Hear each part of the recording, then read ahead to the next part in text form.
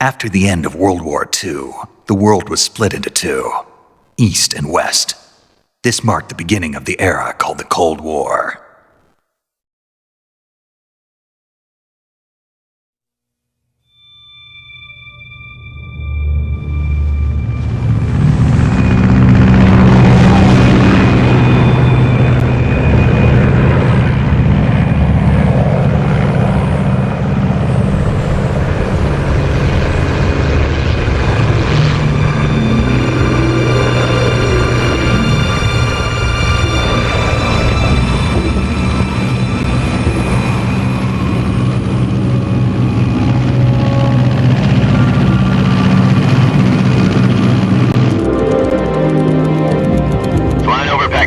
Altitude 30,000 feet. Approaching Soviet airspace. 20 minutes to drop off. Commencing internal depressurization. Equipment check. Arm main parachute. All right. You ready to go? Drop zone still showing a high pressure mass. Cav okay. Good. We've got high visibility.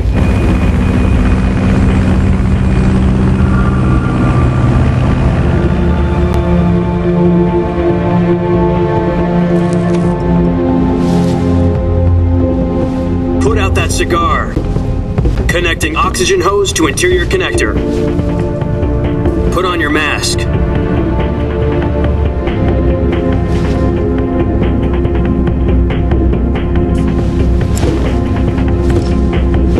Does this panty waste know what he's doing? Approaching release point. 10 minutes to drop off. Hey, are you deaf? He said put out the cigar and put on your mask.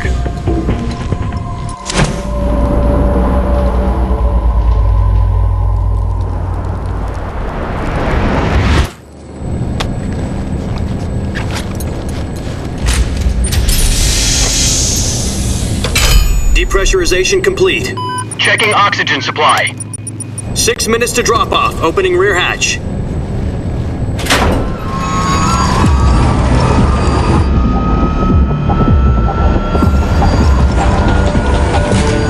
Sunrise.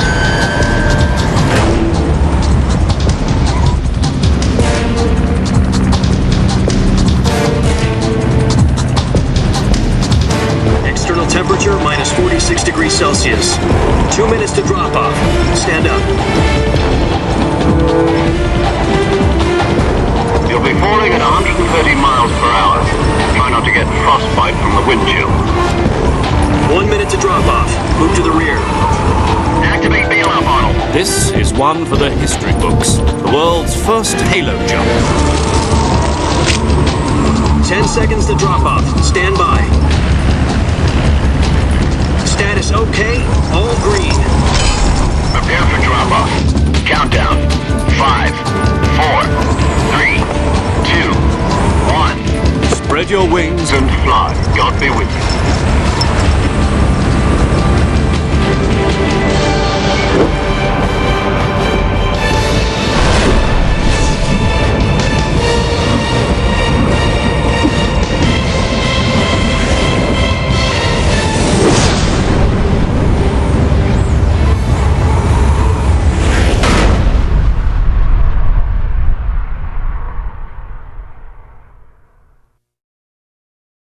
Jack, I've got some important news.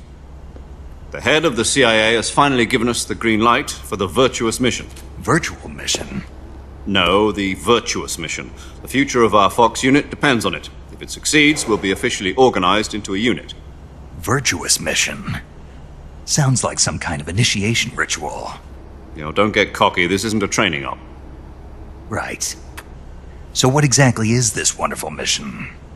Well, about 2 years ago, a certain Soviet scientist requested asylum in the West through one of our moles. His name is Nikolai Stepanovich Sokolov. He's head of the OKB 754 Design Bureau, one of the Soviets' top-secret weapon research facilities, and the East's foremost expert on weapons development. Sokolov? Isn't he that famous rocket scientist? The very same. On April the 12th, 1961, the Soviets achieved the first manned spaceflight in history. The Earth was blue, but there was no God. Well spoken. The rocket that carried Yuri Gagarin into orbit was the A-1, known as the Vostok rocket. Sokolov is said to be the man most responsible for the multi-engine cluster used in that rocket.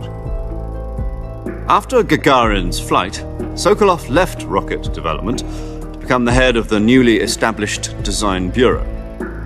From a lowly technician to head of a design bureau, that's quite a success story, so why do you want to defect? It seems he'd become afraid of his own creations. Afraid? Call it a crisis of conscience. And for that, he left his country and his family behind and went over the fence? Not exactly. One of his conditions was that his family was also to be taken safely to the west.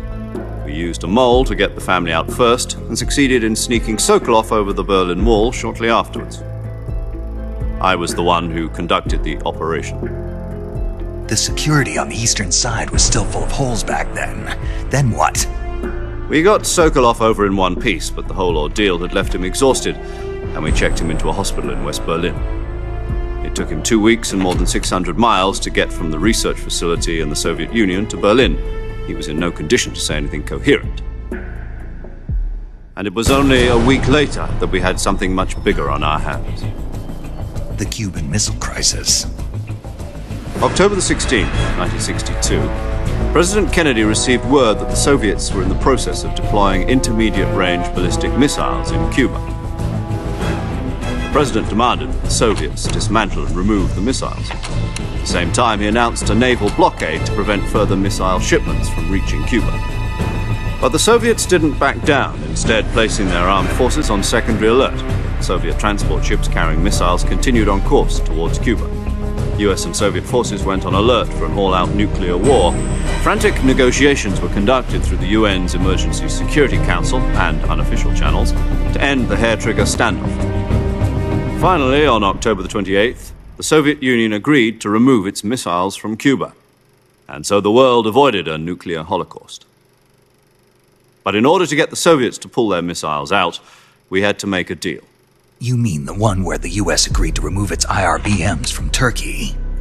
No. The Jupiter IRBMs deployed in Turkey were obsolete, and we were going to get rid of them anyway. They had no strategic value whatsoever to either the US or the Russians. The Turkey deal was a ruse, a cover story that was fed to the other intelligence agencies around the world. So what did the Russians really want? Sokolov. They wanted us to return Sokolov. You mean the Soviets pulled out of Cuba just to get their hands on Sokolov? That's right. What the hell was he working on? At the time, we had no idea. We were running out of time. It was either give up Sokolov or risk full-scale nuclear war. In the end, we had no choice. President Kennedy gave in to Khrushchev's demand. The next day, I got Sokolov out of the hospital, handing him over to agents on the eastern side. Sokolov kept on screaming, "Save me," until he disappeared from my sight. Then a month ago, we received some new information from one of our moles. About Sokolov? Yes. He was taken back to the research facility and forced to continue working on the weapon in question under KGB supervision. What's more, it's on the verge of completion. So what kind of weapon is it? Something to do with space rockets? No, missiles. Same technology. I guess you're right. We don't know the details, but it appears to be a new kind of nuclear device. For half a year now, the Soviets have been conducting frequent nuclear tests at Semipalatinsk. Something to do with the weapon, I assume. We're talking about a secret weapon so big that Khrushchev was ready to pull out of Cuba to get it back. Is Sokolov still in the facility? No. According to our intelligence, he's in Selinoyarsk, a place in the mountains about 3 miles to the west that's known as the Virgin Cliffs. The Virgin Cliffs. Nice name for a virtuous mission. They moved him there just recently. Why? Apparently, they're conducting a field test of the weapon, but it's our best chance to get him back. This mission would never have been possible if he was still in the research facility. This is our last chance. Sokolov must have known that too when he contacted us.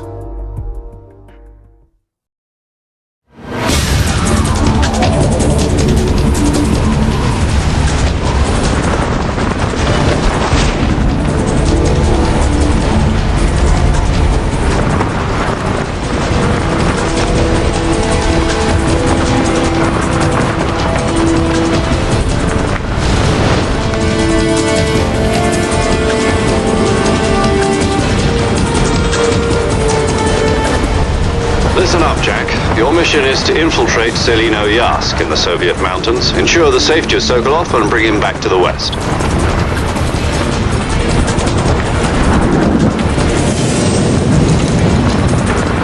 If we don't get Sokolov back before that weapon is complete, we'll be facing a major crisis. The clock is ticking.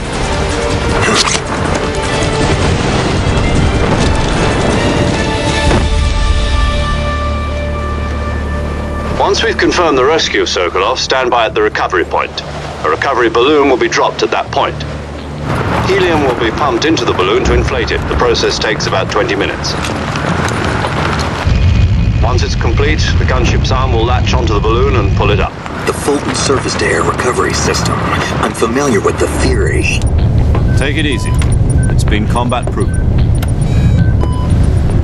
Do you think Sokolov is up to it? The shock will be less than during a parachute jump, and the arm can handle up to 500 pounds. So you're planning on going over the border in a single combat Talon? She's equipped with two 6-barrel 20mm Vulcan cannons, as well as two 40mm machine guns. Sounds like she could hold her own against a battalion of tanks. Even with the fuel in the reserve tank, we're facing a 4-hour time limit. If all goes well, it shouldn't take more than a few hours. Home in time for dinner. But if anything goes wrong, you'll be eating dinner, breakfast, and all the rest of your meals in the jungle.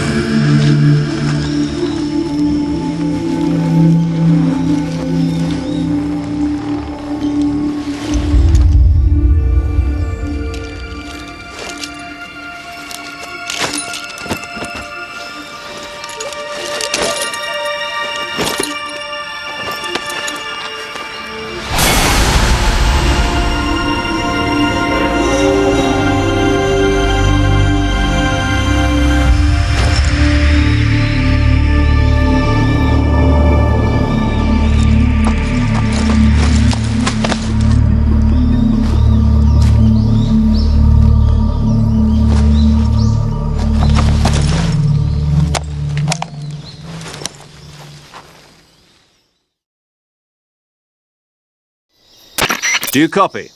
You're already in enemy territory, and somebody might be listening in. From here on out, we'll be using code names to refer to each other. Your code name for this mission will be Naked Snake. I'll be referring to you as Snake from now on. You're not to mention your real name. Snake? What, you don't like snakes? What do you mean? Well, you've eaten one before, haven't you? In survival training. I'm glad to hear that. I don't know if I'd ever order one in a restaurant, but... Be careful, you might not have a choice. What about you, Major? What should I call you? Let's see. I'll be Tom. Call me Major Tom. This will be a sneaking mission. You must not be seen by the enemy. You must leave no trace of your presence. Is that clear?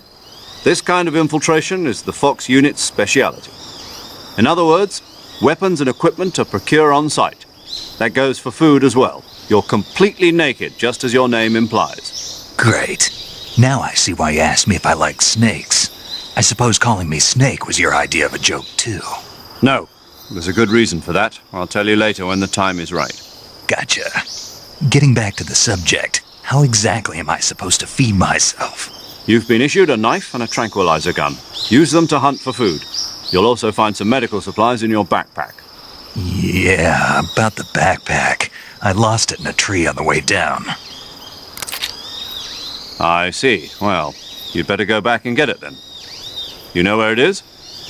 No problem. I can see it from here. It's stuck on a branch. To climb a tree, stand in front of a tree that's covered in ivy and press the action button. I'll be monitoring your progress over the radio.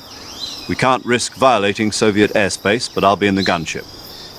My frequency is 140.85. I'll give you a call if I need to talk to you.